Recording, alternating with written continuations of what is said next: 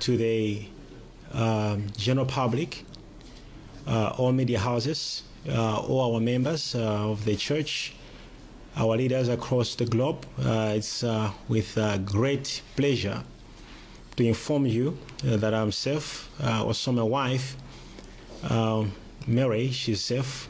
We are currently in Malawi for a few reasons that I'm gonna mention as we go with our address.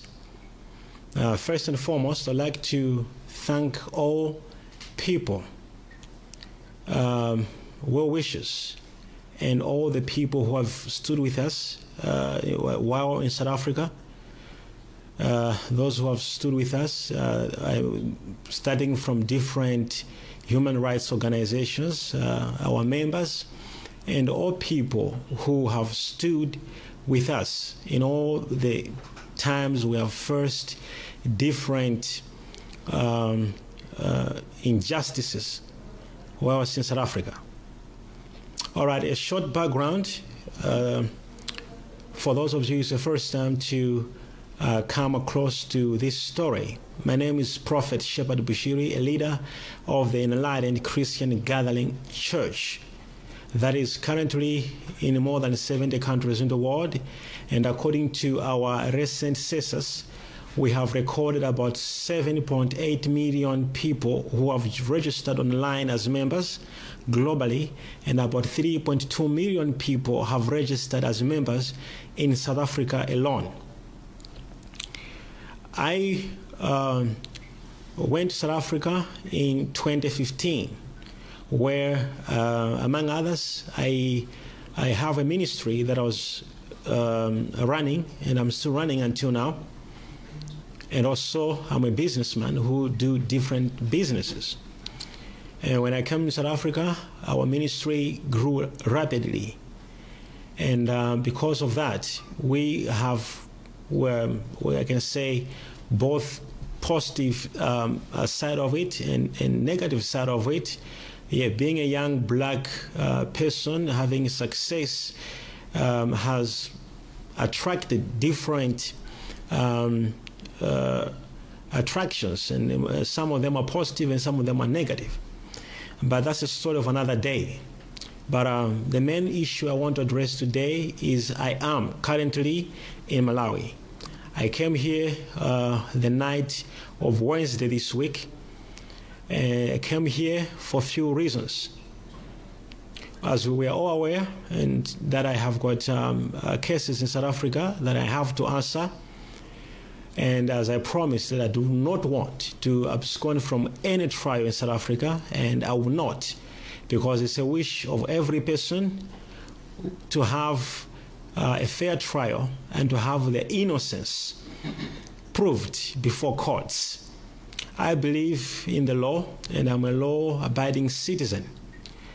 But the events that have been happening in South Africa are so much uncalled for, and I can call that I can say that there are a lot of injustices that have been happening in regards to my constitutional rights as a human being. As I said in the background of all the events, in 2017-18, I had a lot of problems with some people who were coming to me in the name of law enforcement, or let me say police officers who were looking for money, to extort money from me. These people gave me tough time to extort money from me, and I opened cases against them with the IP department in 2018 in South Africa. IP department is a department that investigates corrupt police officers, among other duties they have. In 2018, I also reported these people to the National Commission of Police. I reported this issue.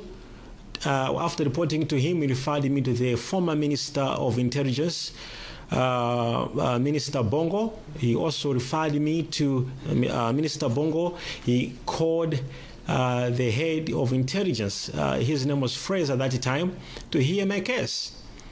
Not only that, I am told that there was General Matakata in South Africa who was informed of this issue. In 2018, when this thing was not being done, we went to the Inspector General of Intelligence as well to report this matter, that there are people who want money from me, and they're saying if I don't give them money, I will be arrested and I'll create so many cases against me. When these things were not being addressed, I thought of coming to Malawi in 2018 to involve human rights groups. And the human rights groups in Malawi wrote the South African Rights Commission, Human Rights Commission, where they addressed them that the prophet in your country is going through a lot of injustices and threats.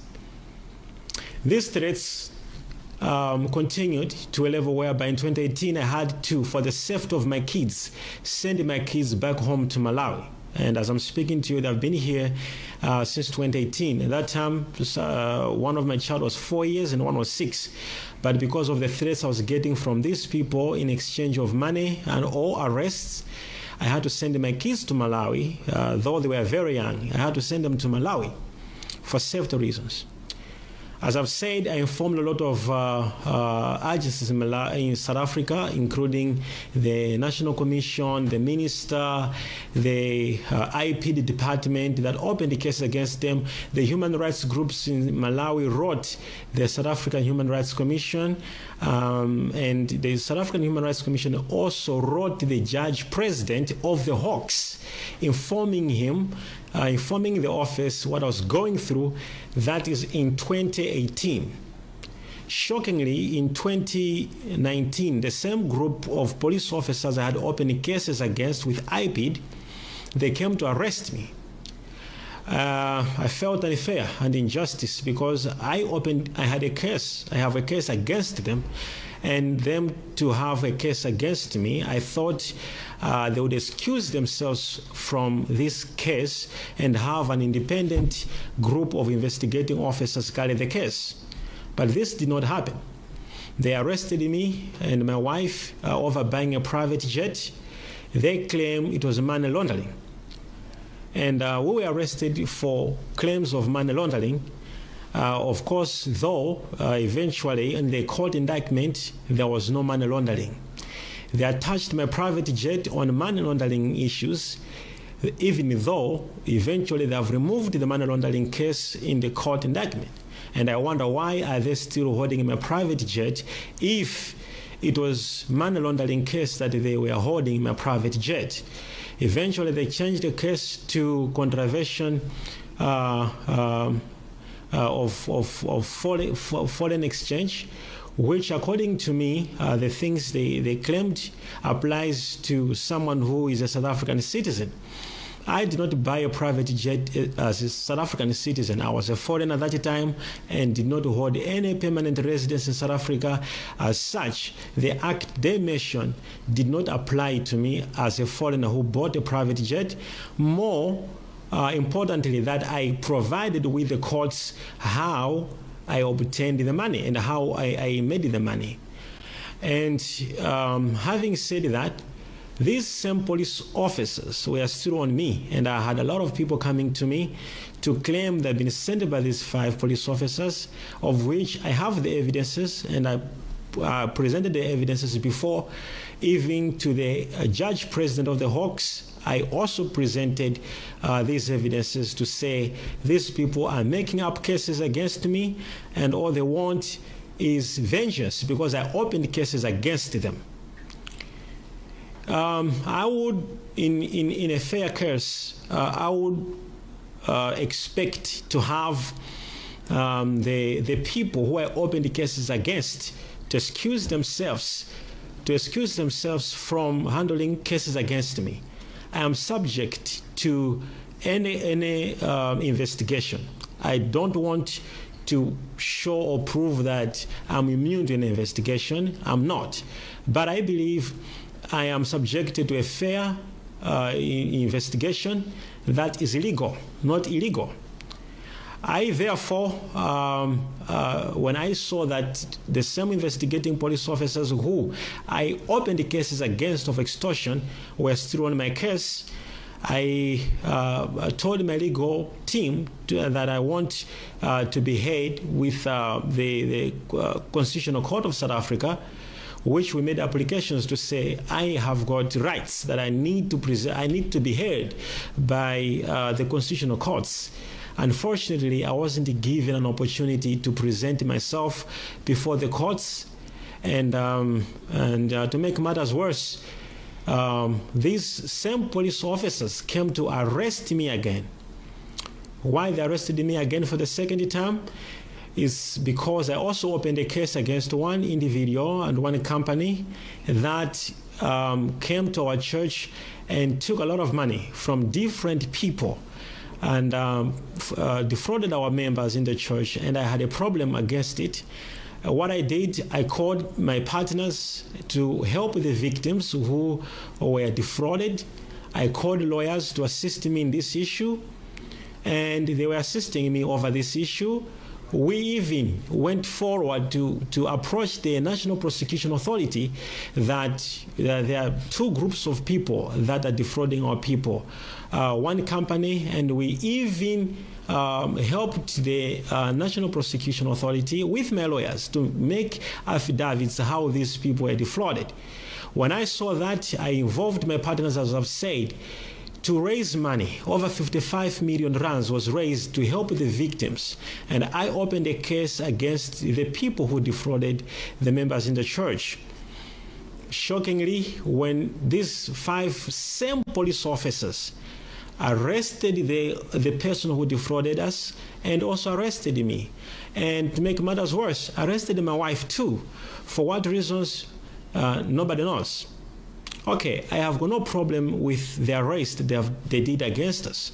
But what was more shockingly is the life threats I began to go through while I was in South Africa.